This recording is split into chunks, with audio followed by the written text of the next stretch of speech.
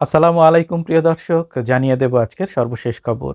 আপনাদের সাথে আছি আমি তানজিদ হুসাইন। সুখবর এলো ফেসবুক থেকে।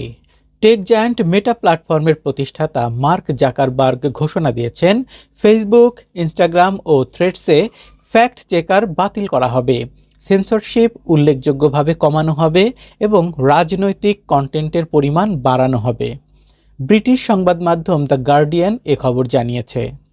এক ভিডিও বার্তায় জাকারবার্গ বলেছেন, যুক্তরাষ্ট্রে ডোনাল্ড ট্রাম্পের হোয়াইট হাউসে প্রত্যাবর্তনের পর থেকে মেটা মুক্ত মতকে অগ্রাধিকার দিতে চায়। তিনি জানান, ফ্যাক্ট চেকারের পরিবর্তে এক্সের মতো কমিউনিটি নোট চালু করা হবে।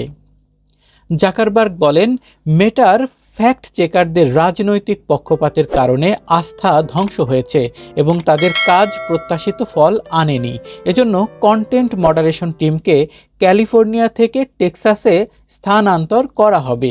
সেখানে দলগুলো পক্ষপাতিত্ব নিয়ে কম উদ্বেগ রয়েছে। মেটার নতুন ফিল্টারিং পদ্ধতিতে কেবল গুরুতর এবং অবৈধ কন্টেন্টগুলোকে নিশানা করা হবে। কম গুরুতর বিষয়গুলোর ব্যবস্থা নেওয়ার আগে ব্যবহারকারীদের রিপোর্টের ওপর নির্ভর করবে মেটা।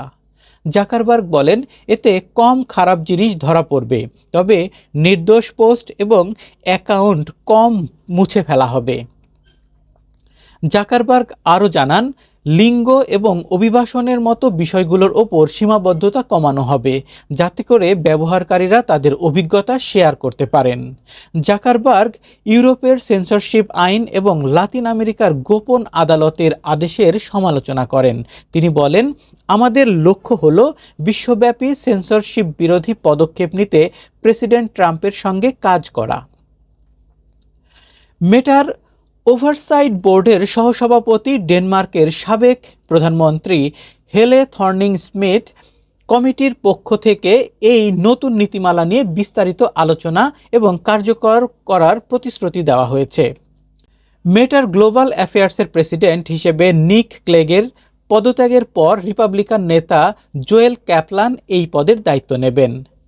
বোর্ড নিক ক্লেগের অবদানের প্রশংসা করে বলেছেন, তিনি মেটার মুক্ত মতনীতির পক্ষে গুরুত্বপূর্ণ ভূমিকা রেখেছেন। জাকারবার্গের বক্তব্য স্পষ্ট করে বলেছেন, সেন্সরশিপ কমাতে আমরা কন্টেন্ট ফিল্টারগুলোর পুনর্গঠন করেছি, তবে এটি একটি ভারসাম্যের বিষয়। এতে কিছু খারাপ বিষয় এড়ানো কঠিন হবে, তবে নির্দোষ ব্যবহারকারীদের রক্ষা করাও সম্ভব হবে।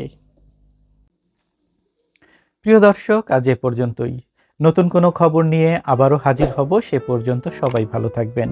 চ্যানেলটিকে সাবস্ক্রাইব করে না থাকলে এখনই সাবস্ক্রাইব করুন এবং পাশে থাকা বেল আইকনটি বাজিয়ে দিন। আর ফেসবুক থেকে দেখে থাকলে ফলো দিয়ে রাখবেন। এতে সবার আগে আপডেট নিউজ পেয়ে যাবেন আপনার নোটিফিকেশনে। আসসালামু আলাইকুম।